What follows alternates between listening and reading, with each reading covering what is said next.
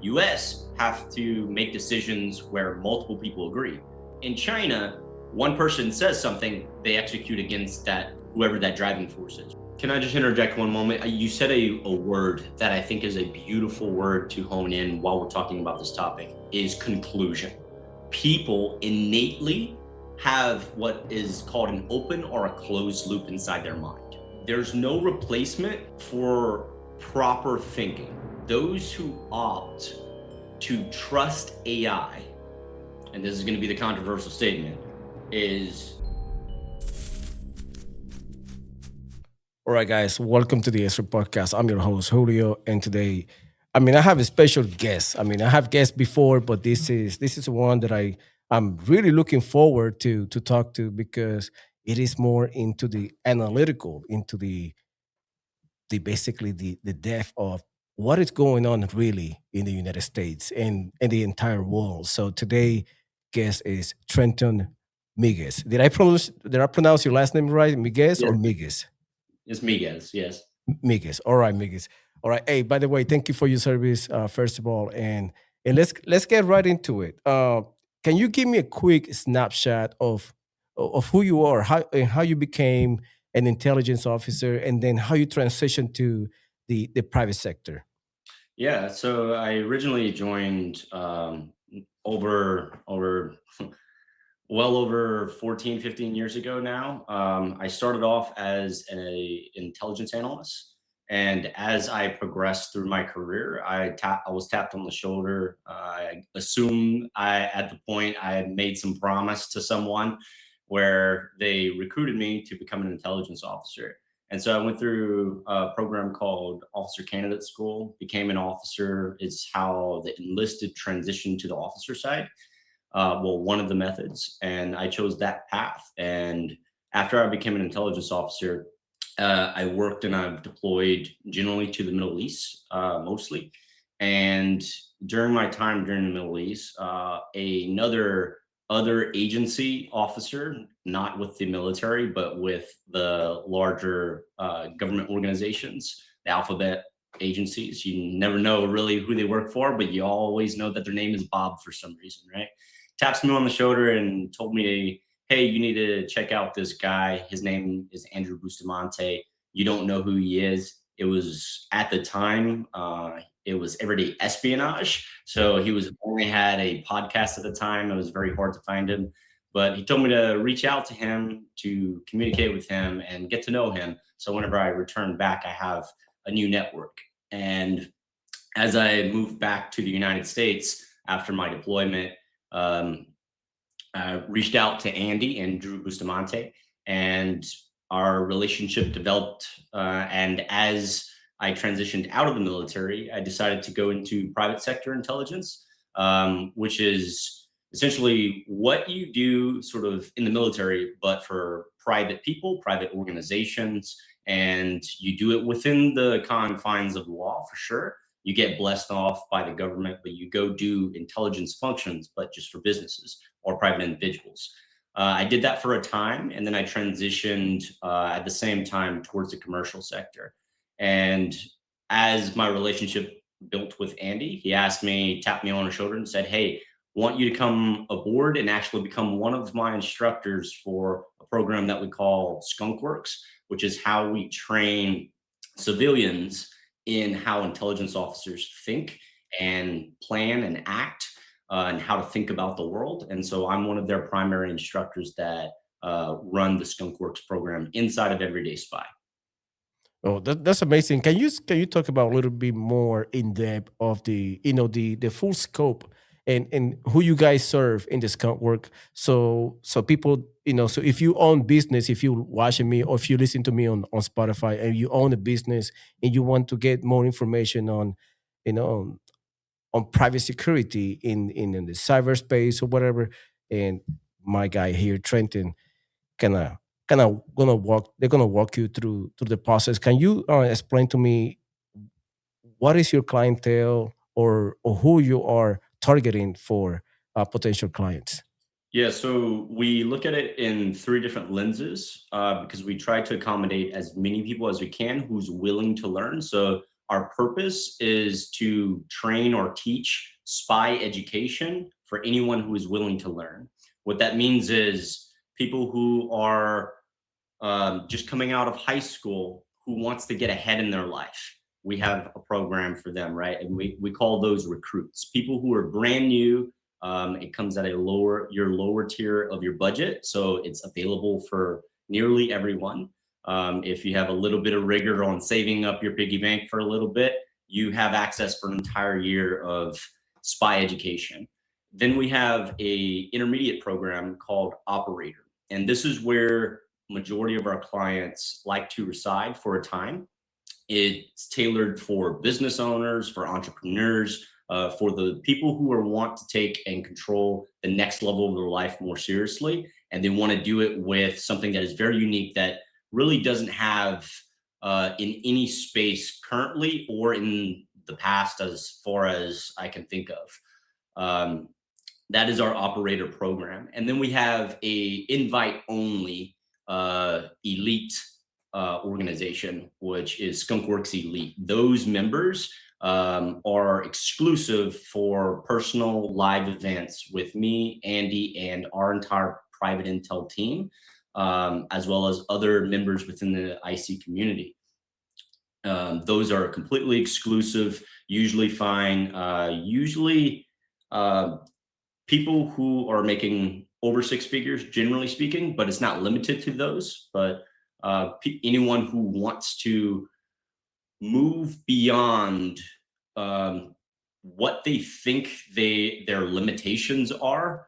While we break barriers in recruit, we break even more barriers in operator. It's people who want to really control every aspect of their life, not just make leaps and bounds in specific aspects of their life, that they're willing to lean on each other for other business owners, other entrepreneurs, people all around the world.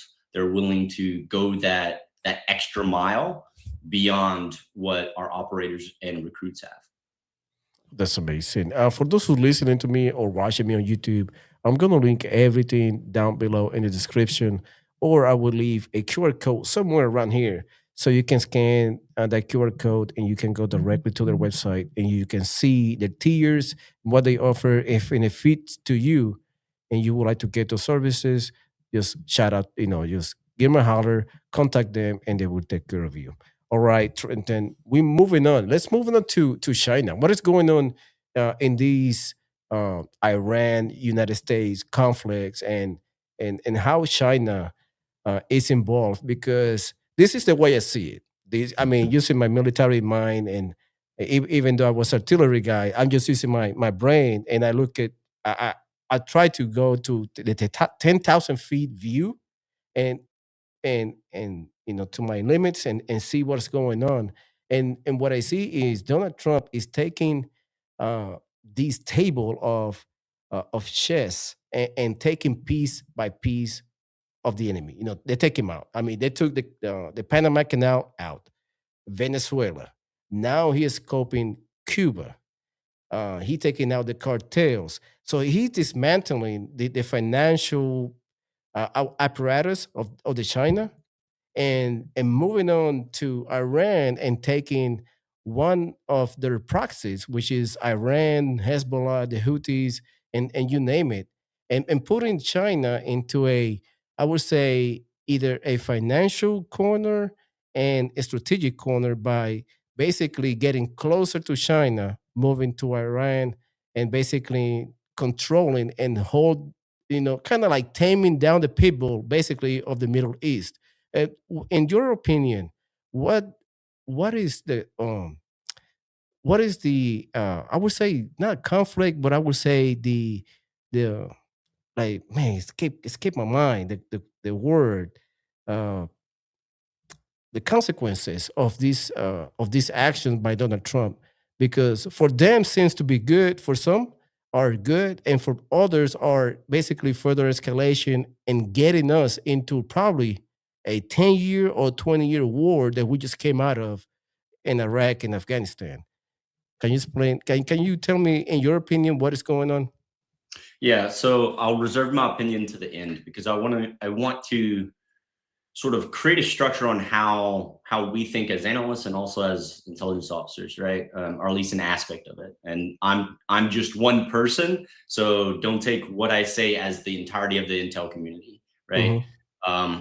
However, I'm one person and I speak on behalf of only myself, right? So I'll say that up front. How we look at this is, let's look at all the facts. Let's look at what we can assume safely with a high likelihood. How can we confirm that assumption? And what sort of mechanics do we know is a dependency for both countries? So let's look at it through that lens first, right? Whatever the reason Donald Trump decided to state either publicly versus what our paperwork says that is actually a threat versus what the community, intelligence community has stated is a threat compared to what did our actions actually show. These four different things don't line up. There's no consistency between them. There's Hmm. a verbal line that connects these dots. And whenever there's a contention between those dots, those persons are removed from office, right? For one reason or another. We can say and observe all of those things as fact. Now, as we take part in controlling part of the Middle East, right? Let's say Iran. What were the tangible effects of that? Well, everyone talks about the Strait of Hormuz. Yes, it is important. But what are the secondary effects of that? And let's not talk about what everyone else is talking about because that's self evident, right? And that's just going to bore everyone else who's hearing this. I've heard this before. Let's move on. Let's Hmm. not talk about the Strait of Hormuz specifically because that is a distraction. What actual things are we preventing our adversaries by just occupying that space, by becoming a thorn in other countries' sides, by occupying the airspace, the naval space of Iran? What are those things? Well, let's first talk about the minerals that are not being shipped to China. Let's talk about the oil. Of course, you have to talk about the oil for a little bit, but let's talk about the secondary effects, what that actually means. Where does China now get their primary oil if they can't get it through Iran? Is it Russia? Or do they have to use a markup through a third party from the US who we sell to? Are we able to actually delay their logistics for creating bombs, for creating technology, for Hmm. creating advancements of their negotiations because they don't have the raw materials that they need in order to do so, the deals being able to do so. So you can see how, like you mentioned, there's a chess game happening. But the problem is that the US is playing chess. And I say that as a sort of frame of mind. For those who don't know much about chess, you're on one side and you have an adversary. There's rules at play. You can technically do movements that are within that rule set without getting in trouble or violation. Now, if you do something that would technically be a violation, but no one really can test it, you can still do that movement, right? It's a legal movement, but you still do it, right? And we see that is what is happening. There's secondary and tertiary effects that we really don't understand until you reflect back on them, right? But Hmm. China operates completely fundamentally different than the game of chess. To relate it in terms of a game scenario, China plays a game called Go. If you ever heard of Go, what Go is about, the fundamentals of it, if I were to explain it, is as you place a pebble, right, a little round ball, your goal is to outposition throughout the game. So if you capture a position, it's not so much as beating your opponent, so much so as creating a better position for you for the long term of the game. And that's how the Chinese think. Fundamentally, Americans think, what is the next 24 hours? What's the next 36 hours? What's the next week? Do you remember what happened a month ago? Do you remember what happened a year ago? No one talks about those things because Americans think about what is happening right now what's happening in the next week or so, and that's the headlines. They read the headlines. The Chinese think fundamentally, what can I do for the entirety of my life for the betterment of China? Because China is going to outlive me. Americans don't think that way. Chinese look at how can I better position my entire country to prosper, while Americans are looking at what can I make for the next tactical win? What can I strategically do? And when we say strategic, we think within 4-year terms, right? For the next presidency, for this current presidency. We're not planning for 30 years, for 100 years, like the Chinese do. So it's fundamentally a different problem set. Yeah, absolutely. I was thinking the same way because as you know, the China is being positioning themselves, wow, for the last 10 to 15 years. I mean, they were expanding their shores further and further out. They were getting closer to Taiwan. They were buying piece of land near military bases in the United States and buying a lot of real estates and so forth. Everybody heard about it. When we woke up to the notion of what they were doing, we were probably 5 to 10 years late. They were already there. They were already positioned. What do you think AI play a game on this in this chess game? Because right now, a few months ago, I just heard that China they were outpacing us building data centers, AI centers. They were outpacing us real fast. Do you think this basically chess move by Donald Trump by taking out their financial, the oil, was kind of like to slow their production from getting ahead of us in the AI until we kind of catch up back to them? What was the reasoning of that? Yeah, so I think his reasoning is multifaceted for why we did what we did in Iran.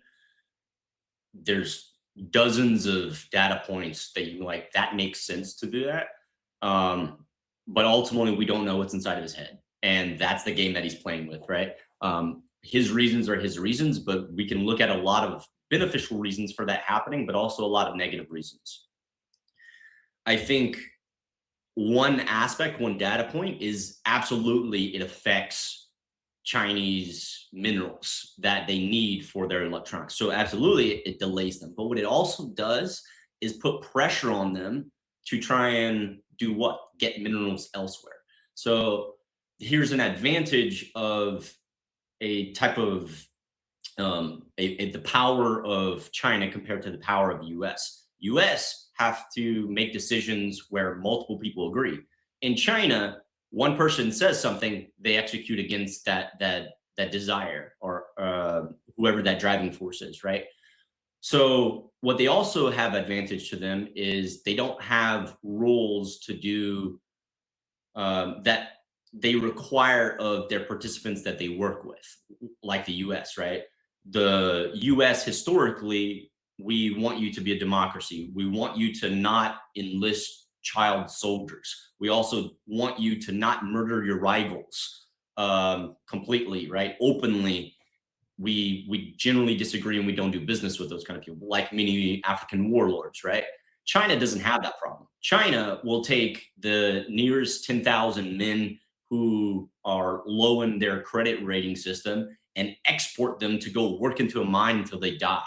They have no problem doing that. And it's fundamentally Americans will like blow their minds on say, well, that's not within health regulations and all of these other things. China doesn't have any of those issues. They don't have any issues working with people who are beneath any sort of moral line, ethical line, and they're willing to dispense individuals because they don't see individuals as the whole of their country, but you are a sacrificial lamb for the country itself, right? Which is kind of the inverse that we see our country as. So they have a distinct advantage over what we are able to position. So the only way we can attempt to delay them is taking their strategy and just breaking it in half. So we did that with their Sea of Pearls, and also we did that with a lot of other things that I can't.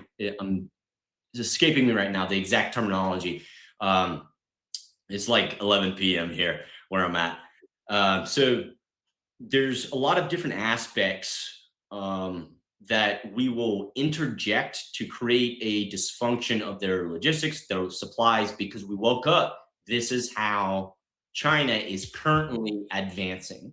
Now, what we also woke up that the American people haven't really realized yet is that they moved into the information domain dramatically using AI. So you mentioned that how they're making major progressions. I don't believe that. Everything I looked at tells me otherwise. They haven't really made advancements beyond ours. What they've done is steal American IP, and they figured out how to minimize it for exact efforts that create high scores. Because when you take those same AIs that they have or they claim they have, and you match them up against our own systems, they don't perform. They perform just underneath what we perform as. So, really, their innovation was stealing IP from India, stealing IP from the US, stealing IP from other countries, mashing it together, and figuring out how they could just do it with less resources, which is innovative, but they aren't progressing as fast as us because they're just stealing what we have. There's a distinction there, right? They have the advantage of lack of bureaucracy, because if China says, hey, we need you to do this, well, bygones be human resources, work 30 hours a day and 9 days a week, right? Like, and I'm using those numbers to say you will drive into the ground until you reach this result, regardless of how how your health or your personnel are. So I don't think that they're advancing as fast as we think they are. I think they took a broad position and figured out how to take multiple positions that gave them what we call a strategic advantage. But we're slowly out positioning them because we think in a different fundamental way. Hmm. That is very interesting. And you mentioned something, the seed of pearls. What is that for those people that do not understand that? Yeah, so way back when, it from I think it was, man, I can't remember the dynasty, but China essentially created a Silk Road, right? You may have heard of it. The Silk Road was from position from all the way from China, and it was a main path through the Middle East into Europe in order to essentially create a better economic path. The Sea of Pearls was essentially the same version, but for waterways around throughout Southeast Asia, throughout Africa, all the way through Europe.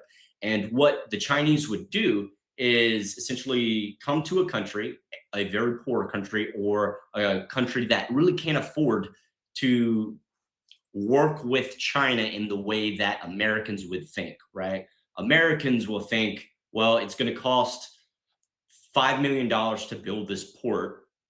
The country has to build that port, and then we can exchange goods. What China did instead is saying, we'll build you 50 ports for free. But what we will do instead of you paying us, what we'll do is we'll cut the cost on providing you goods. We'll build those ports for free, but at the cost of 100 years, we can use this port. 50 years, we can use this port. 25 years, we can use this port. So that was a win for the country. They gained infrastructure. But as we know, Chinese goods are really cheap, right? They produce a lot of volume, but the quality is not there. So in 100 years and 25 years, that port isn't going to be good anyways, which is their sort of coercive tactic in order to get another 25-year term or a 100-year term.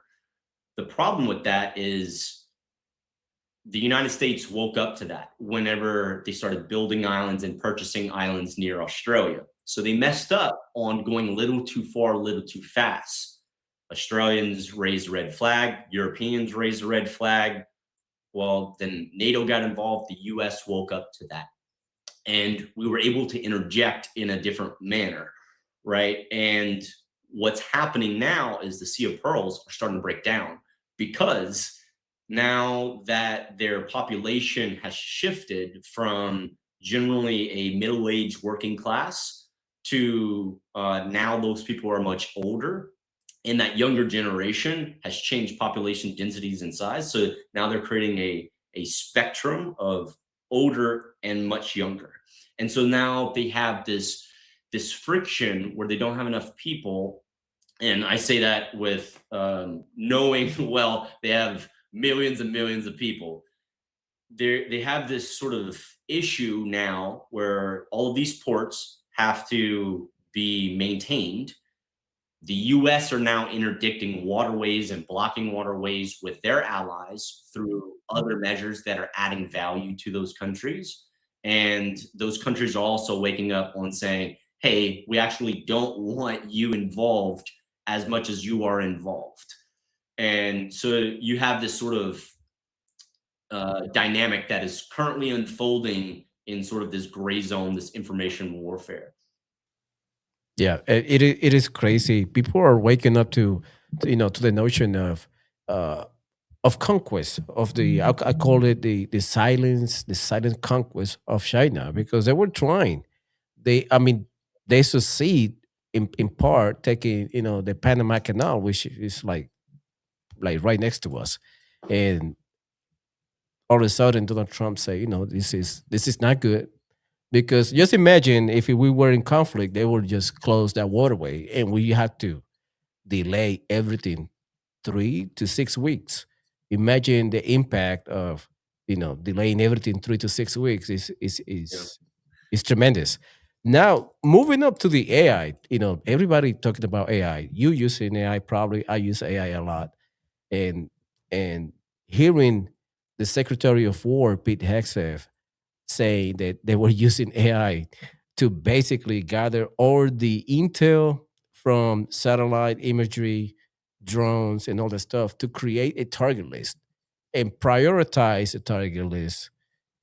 It is amazing, and how far we have come in warfare, and and your expertise of intelligence. How fundamental is AI to the service, to the cause, for your Yeah. job and the military, even though you still have the gray matter, are humans involved in the process, but having AI, it is tremendous. Can you explain to the people how AI can be used in intelligence format? Yeah, so I'll state that first, but then I'll sort of state my opinion too, Hmm. because it's not widely agreed upon opinion, and I think not enough people need to hear it. So how you can think about AI works. Imagine you take a photo from, let's say, a satellite, right? So everyone looked at Google Earth at some point, might have turned on one of those filters where you can see all the imagery of the roads and the buildings and the forest, right? Well, imagine scrolling out where you can see multiple miles of information. How AI might be used is taking that and being able to individually count rapidly, accurately, every single system of vehicle and its exact coordinates near instantaneously. And based upon that, we have a full list because we do a variety of research and being able to collect intelligence.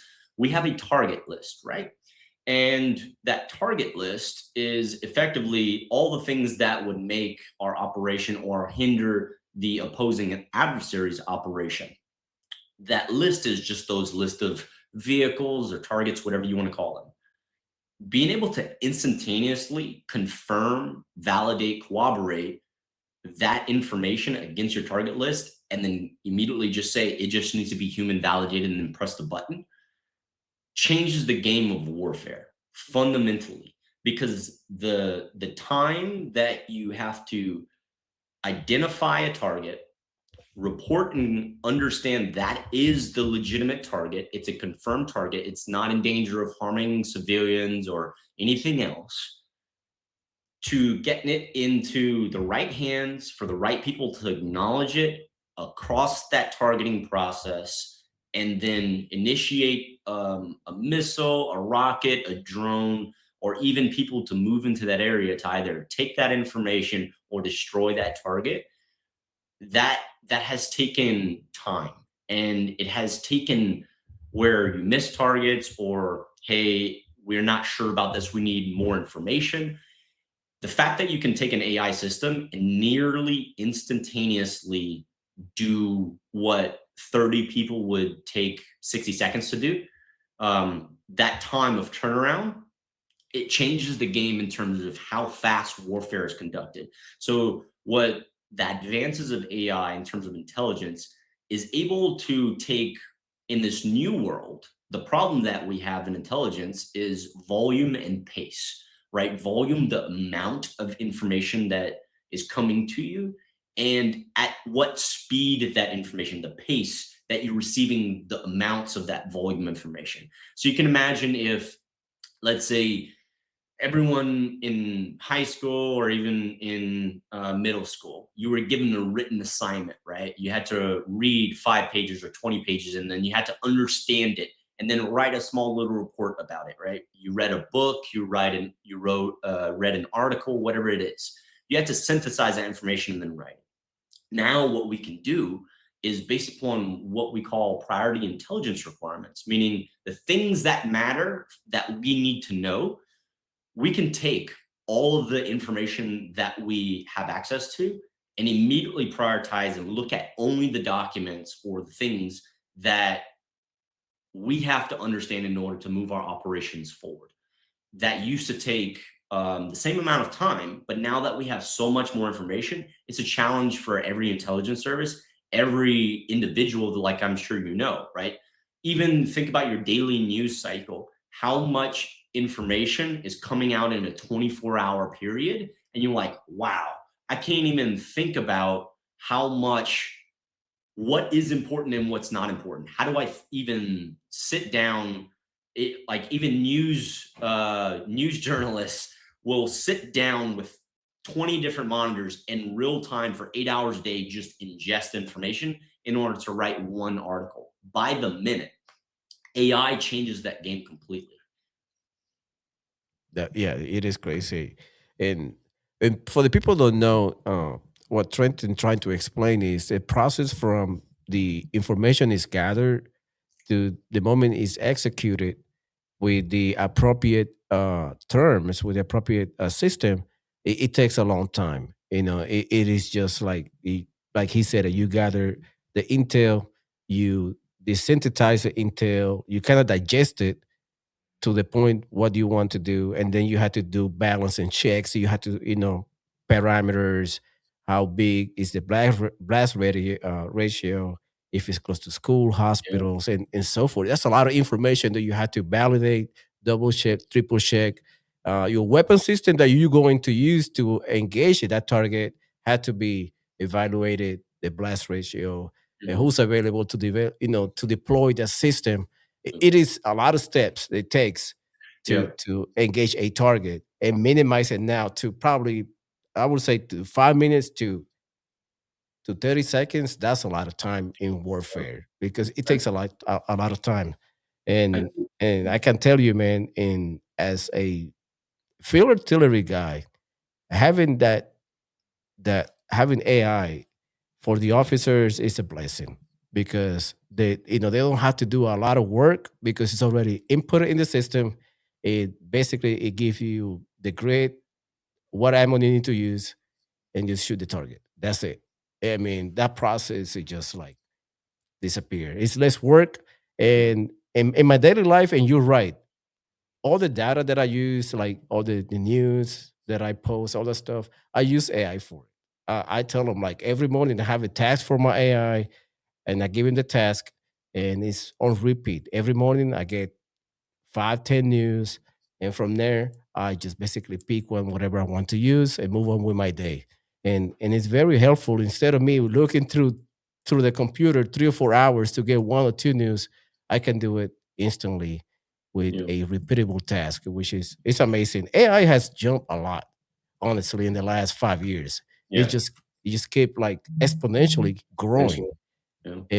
and it's amazing how far we have come in the last 5 years.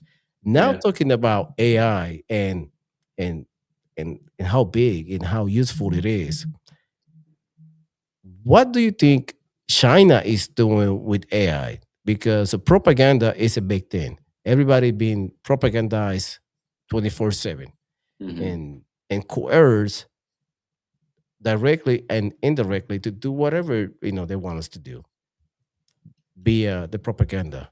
How dangerous it is nowadays. The people cannot even differentiate from a propaganda to the actual real thing. And I've seen a lot of people, especially, I'm not bashing on elderly people, but most of them they believe what they see on Facebook, Hmm. and and sometimes they share stuff with me. I'm like my mom sometimes, like, Mom, that's AI. That's not real. It's fake. Hmm. But it is so real that people believe it. And I guess I would my point is, if at what point if the AI will become so real that people will not be able to differentiate the real thing.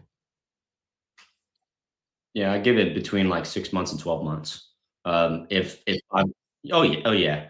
Yeah, currently where it's at, I give it between 6 and 12 months, where the average person can't really distinguish the difference.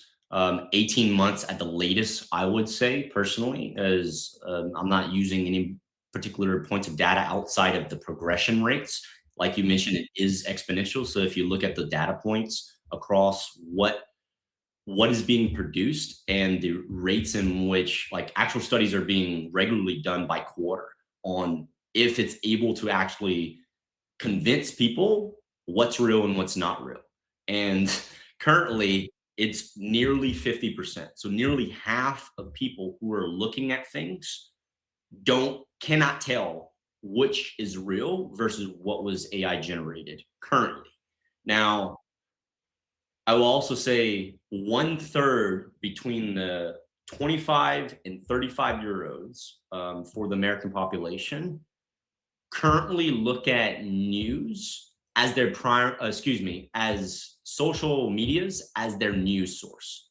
Social media is not news source. So what you're talking about really is social medias, right? So you're looking at your younger generations, even your older generations, because they can't even distinguish the difference. Now, I will say there's a difference between our current media where they're supposed to have journalistic standards. Well, everyone knows that that sort of fell apart, which is the population boom of podcasters and other forms of media, because these different situations come in, right? But we're not held up to journalistic standards because journalistic standards are very strenuous, right? It's near intelligence standards, and intelligence standards are quite rigorous. Now, what I also say is how AI is used, right? Because that was your original question. Well, people think they hear AI and they think video on my Instagram or Facebook reel. That's what comes to mind. But what they don't think about is the feed that I am receiving myself. They don't think that is AI. That is a specifically tailored formula that is to produce what you're going to put your attention to. So we talked about China and China creating a positional advantage long term, right? Like Go, right? One of the things that I'm going to drop here, and it might get you canceled, so I apologize, but you're just going to repost this, right?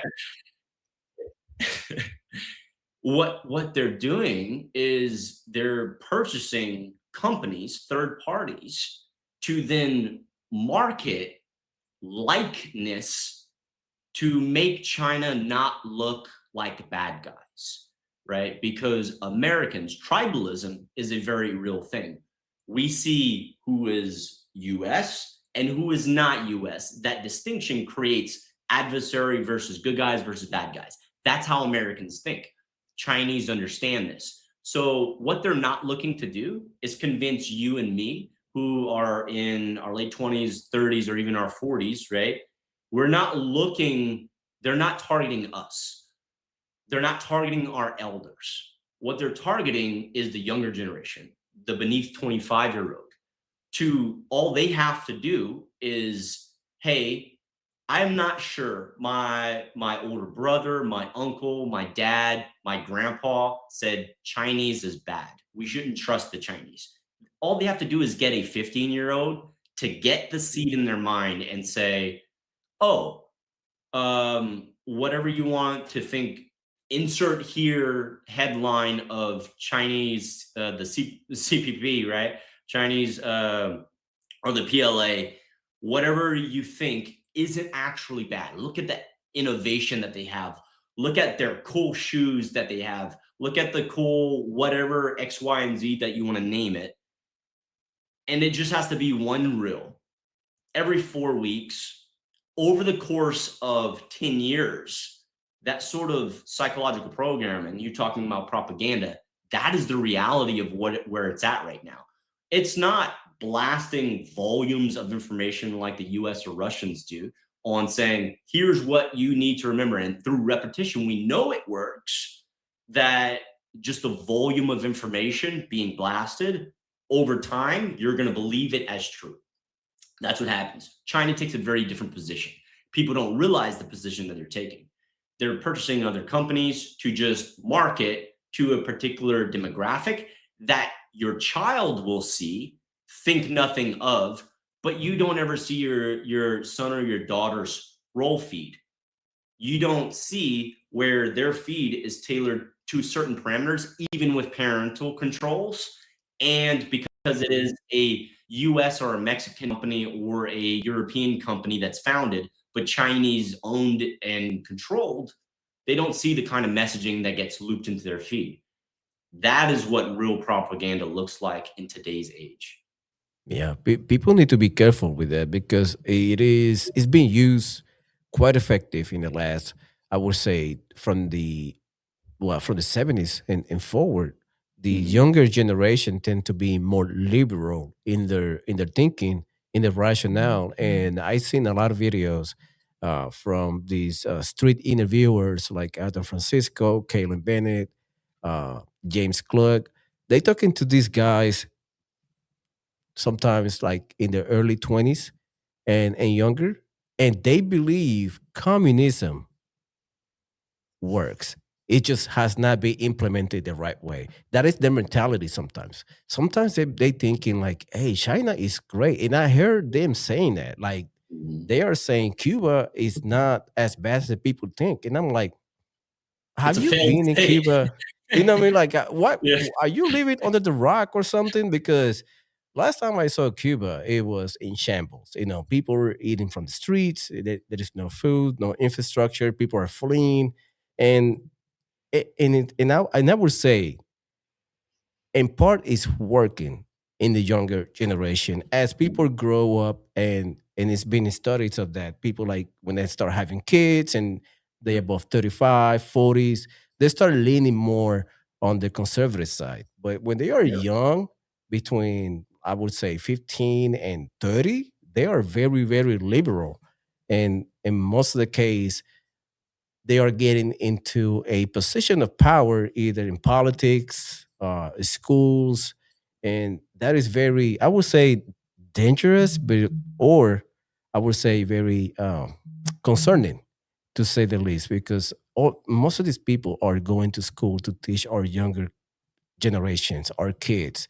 And I seen that propaganda uh, evolving quite fast. I don't know if you remember seeing the video of the Russian uh, KGB agent back in the 80s. Remember, you probably seen that video of, I think his name was Yuri Befminov.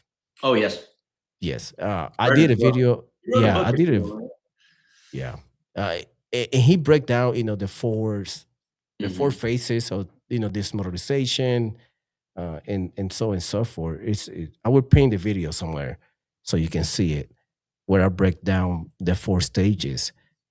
What do you think? In which stage United States is right now?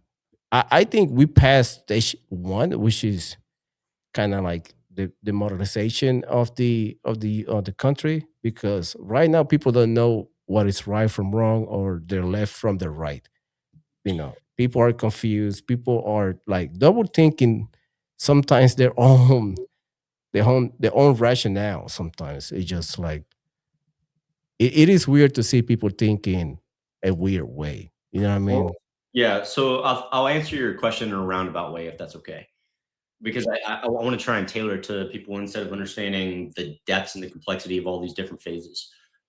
Americans right now, I think you said it yourself, right? You put a lot of things into AI, and then that summary you receive, and you believe that it is likely, moderate likely, or even you might assume that some of it is true, right? Now, we were also talking about propaganda. Here's my hot take on all of it, okay? There's no replacement for proper thinking. And what I mean by that, those who opt to trust AI, and this is going to be the controversial statement, is I claim them as second rate thinkers. It is not a replacement of your thinking. What it is a tool for you to facilitate the ability to think, right? So, what I mean by that is you choose the exact news sources that you look at. You then put that into a very particular crafted, stringent AI that evaluates that information on very specific criteria parameters. Then you get another AI to cross validate it that has no stakes in the original analysis. Once it's able to do that, it extracts the relevant information as it's correlated against other pieces of news data. So you have proper corroboration. You can then extract that and then evaluate that. You can look at the individual source links, who said what are the current leanings, where did that information come from? And then you can also get an AI to look at the individual sourcing, because if NBC source CNN, that's the same source that's called circular reporting, right? So for us, a problem for whoever says AI, what's the big news that's out there? They might have one source and 20 news agencies are using and referencing that first news agency. So it's not all true information. That might be one freaking source, right? So I'll just offer, where do you think the average person falls in right now? Are they doing something like that with the technology? I would argue, hell no. What they are doing is going into ChatGPT or Claude or whoever else, right? And they might even be using DeepSeek, right? Where they're typing in on giving me my top headlines based upon my political affiliation, right? And then they just regurgitating that. They might just be using social media, like I mentioned before, is tailored to them and to be exploited, right? So I think right now where the US is sits in a very dangerous place where our structure of our systems, remember how our education systems were originally developed, how our manufacturing was originally developed, was in a time to create cogs. Cogs who didn't want you to critically think in any sort of manner, but learning how you need to go to your job, work 40 hours a week, put your time in, and then go get distracted with the other 100 hours per week in however way I can distract you, whether it be sports, whether it be entertainment, whatever that thing is. I don't want you to pay attention to the world, what's actually going on. What I do want you to do is go take on 30 to $150,000 of debt and then spend your entire life paying taxes to keep you where you're at because you're a cog. That is where the average American is, right? Statistically. So, my question to you back, I guess, I know this is an unconventional way, based upon that, as the average American, do you think we actually moved into phase two or phase three even? Hmm. I mean that's a good question, Trenton. I believe we are heading there. We are heading there like a a cattle to the slaughterhouse. Like, I mean, they already put us. in the guardrails with the education system, with the tax Mhm. system, with the economical system. Even though capitalism works, but they are We know they were capitalism forced. works. Their forces are play. Their forces at play that Mhm. kind of monopolize the system. Even though the system works, they are. I will not say who is, but if you watch my channel, you Yep. know who I'm talking about. They are basically. I will say this word, and I will say it lightly. I don't want to get, just in case I don't think about getting. I love my life, so just in case I disappeared, but I think they put the guardrails already on us, and like a cattle, they put the guardrails and they develop a barrier where they funnel through everybody in through that funnel to the final end. The final end could be like technocracy. I would say that at the very end. That's what they want. They probably want to repeat the model of the Chinese have, which is total technocracy, which is you stated you're a cog in the system. Once you wore out, they throw you away and put a new one in, and the machines keeps rolling. And I think we are heading that way. And people feel and now they are waking up to the notion of being exploited. You see probably a lot of people complaining about, oh man, we're getting taxed for everything, fuel, the bills that we pay, the mortgage, the property taxes, uh, the student loans, which is, I believe, predatory loans, and all the stuff that we pay. People are waking up to the notion of we're being exploited, we're being used, we're sending money to countries that don't have the best interest on us. We send them money regardless anyway, which is, I believe, is stupid. But yet we're sending money to that country every year, and we get nothing in return. Only we get is more conflicts. Only thing we get is uh, more problems, and they use us. When I say us, they use me because I was part of the cog in the system. They use me. They use my brother in arms to fight wars that I believe when I went, like we doing a good cause. But now looking back, I was like, man, we were used. That It's a was a political tool for sure. Yeah. that we were meat fodder. We were just meat in the meat grinder of things. You know what I mean? We were just used Yep. basically. And now even though people getting compensation, the military getting compensation for it, it is just like a slap in the face.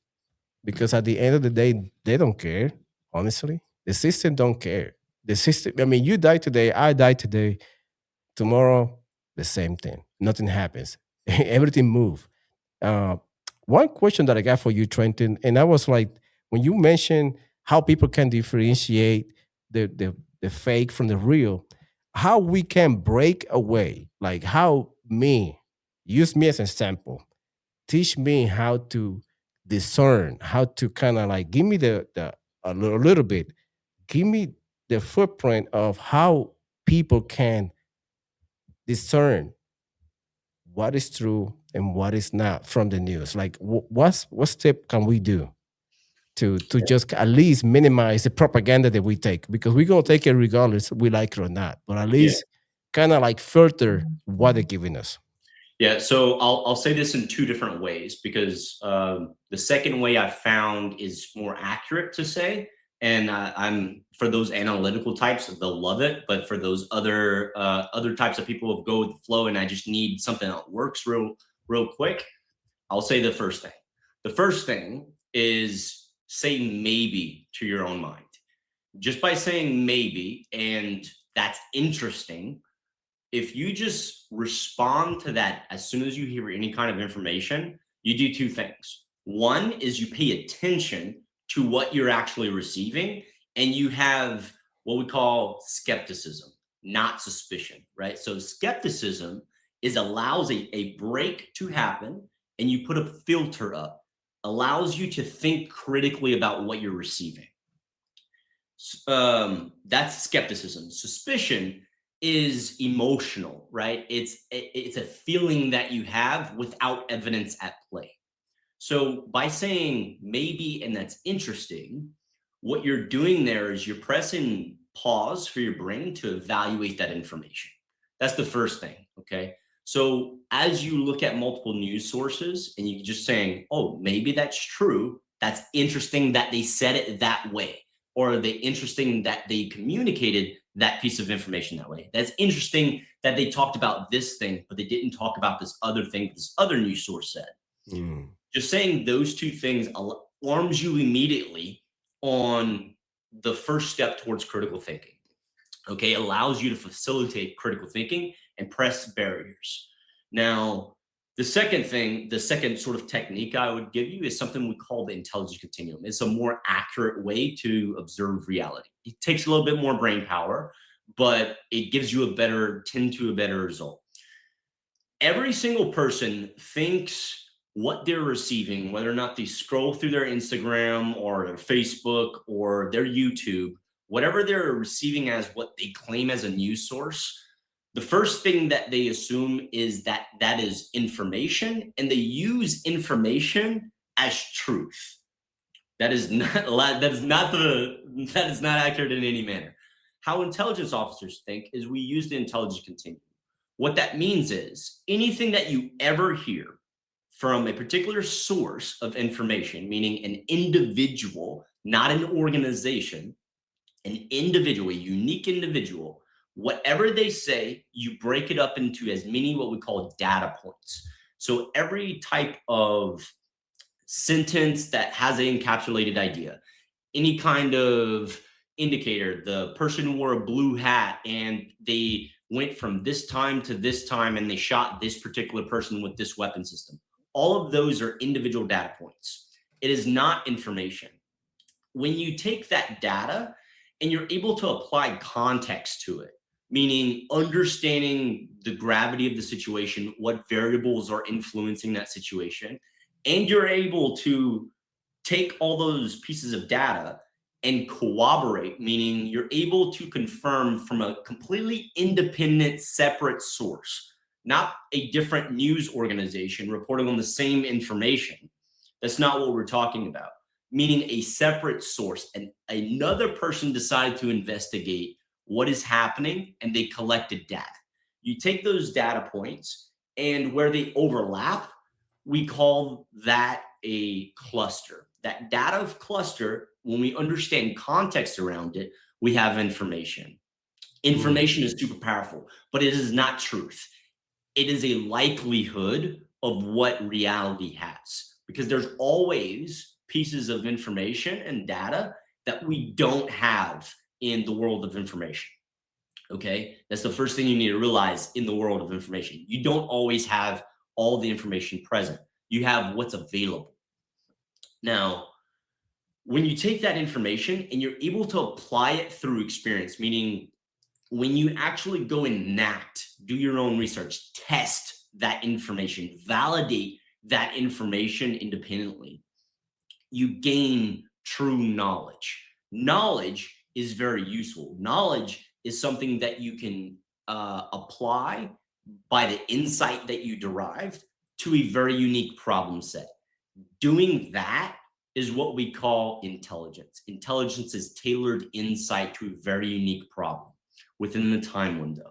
Now, if you're able to do that on your problems, on what you need to look at today, what's happening in the stock market, what's happening in your local neighborhood, when you're able to look at your different news sources, your different sources, whether it be the old lady down the street or what CNN says at 11 o'clock at night on a Thursday, whenever you're able to corroborate that information and truly corroborate information, apply it through what you're actually observing, your own estimates, you can generate real intelligence that is tailored to your specific needs. So those are my two ways that I try to offer people that arms them if you're analytical and you're looking to get closer to reality versus you just need something to kind of sort through fact versus fiction. Yeah, absolutely, and I appreciate that. It's a lot. It's a good piece of information that people can use to do it in not only to find out their news whether they're true or not, but in the daily life in every aspect. because sometimes we train our brain not to judge, not to make a conclusion right away, but to slow down and digest the information, because sometimes in this era it happens so fast that we are prompt and we are primed to just like react Yeah. right back in the moment, and Can I sometimes we need to just kind of slow down. can I just interject one moment? You said Yeah. a word that I think is a beautiful word to hone in while we're talking about this topic is conclusion. People innately have what is called an open or a closed loop inside their mind. Hmm. Humans, people in general, across the world, dislike and despise, they hate open loops, meaning they don't like things that doesn't have a conclusion, that Mm. doesn't have resolution. That's why conspiracies are so prevalent, right? People always want to close in that gap in information, what we call information gaps. A closed loop is how they do that, right? So, conclusion, the best advice I can give someone is never conclude anything. Always have a likelihood and assessment of something. Assessments change. If you convert your mind simply from thinking conclusion, get rid of that word and start using assess instead, you create a cycle, a feedback loop, a closed open loop, if that makes sense. So you always are open to new information. You never concluded your position and your thought. So you never have to challenge what you currently think. So you're always open to new information and refining your assessment of what you believe.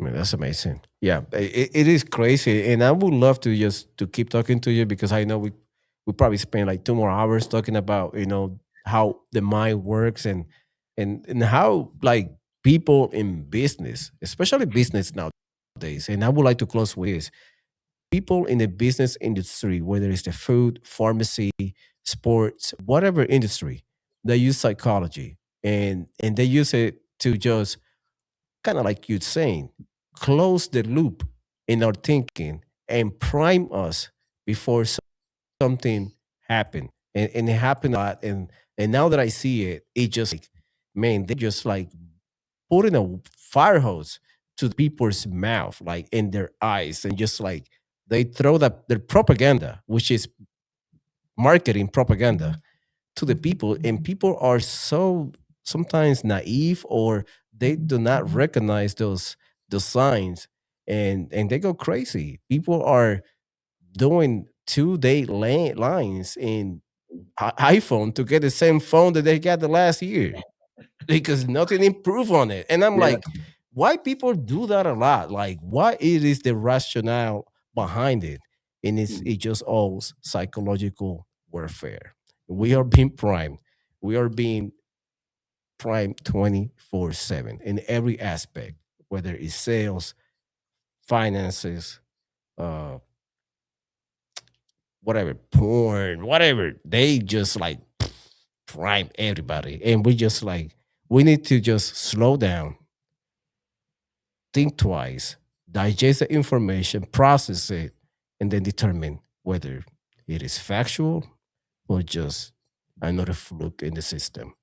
Trenton, thank you so much. I really appreciate it. I wish we had more time. I know you're busy. It's almost midnight where you at right now, and I will not disclose where he at. He's probably working right now. But Trenton, thank you so much.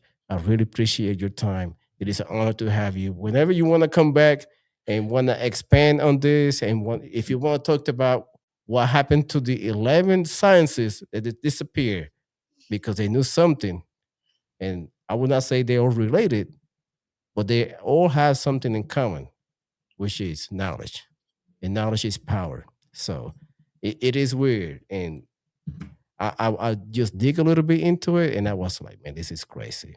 This is something out of the movies. It's just like people disappearing, having a lot of information, but I will just leave it at that. Trenton, thank you so much, man. I really appreciate it. Thank you, sir. All right. I guys see you in the next one. Don't forget to like and subscribe, share to the channel.